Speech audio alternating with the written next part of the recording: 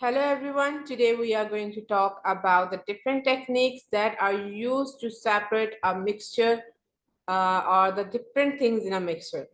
So yesterday or in the previous lecture, we talked about the filtration technique that is going to be used to separate the insoluble solid from the liquid.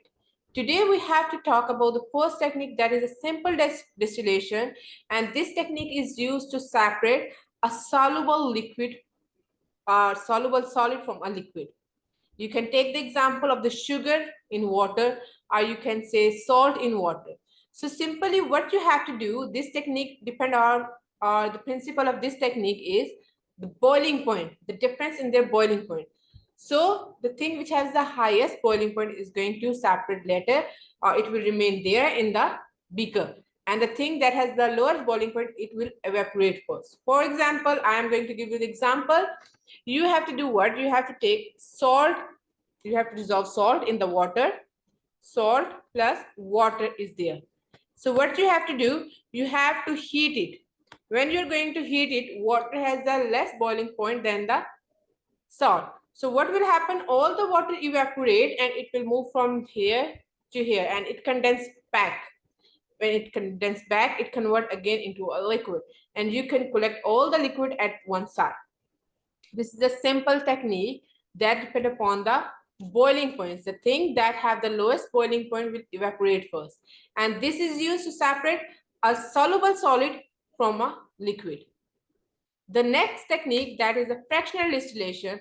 This technique is used to separate more than two liquids.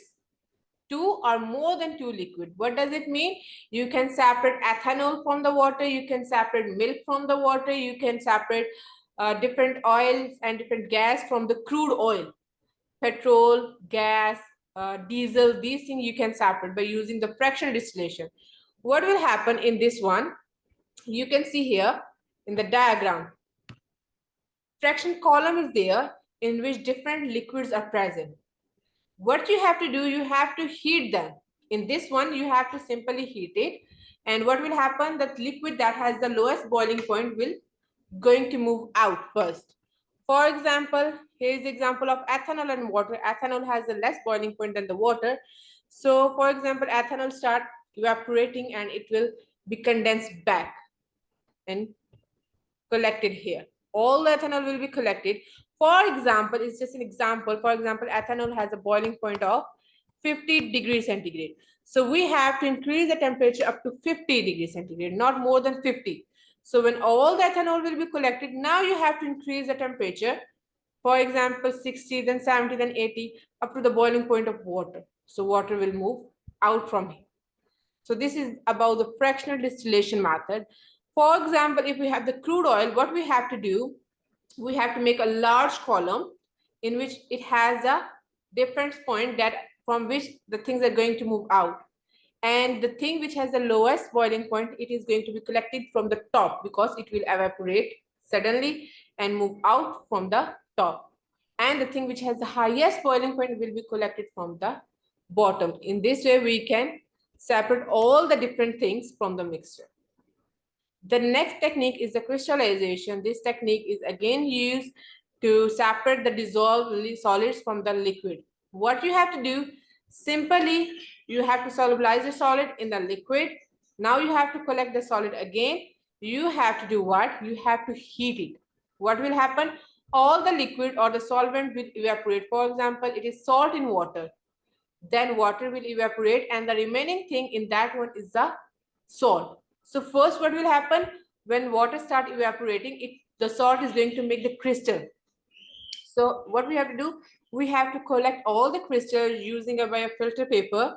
We have to collect them and gently we have to press the filter paper to dry it. Then we can place these crystals in the oven to make it completely dry. And if the solid is going to be degraded by heat, so what we have to do, we have to collect the crystal and we have to dry them in a room. The last technique is the paper chromatography technique. So chroma mean colors and graphy mean graphs. So it is related to the different color graphs are going to be shown in the diagram. You can see even the diagram. What you have to do, Simply, first you have to make a line with the help of the lead pencil. Why we have to use the lead pencil? Because the lead pencil is not going to be dissolved in the solvent and it will not make any point at the top. So then you have to take a mixture. For example, we are going to take a mixture of ink and we have to put a spot here. Then we have to dry the paper, and then in our column we have to put that one in a column that contain the solvent, and we have to make sure the liquid will not touch the line. It should be below the line. After some time, what we can see here, you can see here there are 3 points. So what does it mean? This ink is a mixture of 3 inks. So this pot contains 3 inks: red, yellow, and you can say orange. So this is about the paper chromatography. We can use this technique to separate the different mixes. So this is all about today's lecture. If there is any question, you can ask. Take care. Bye.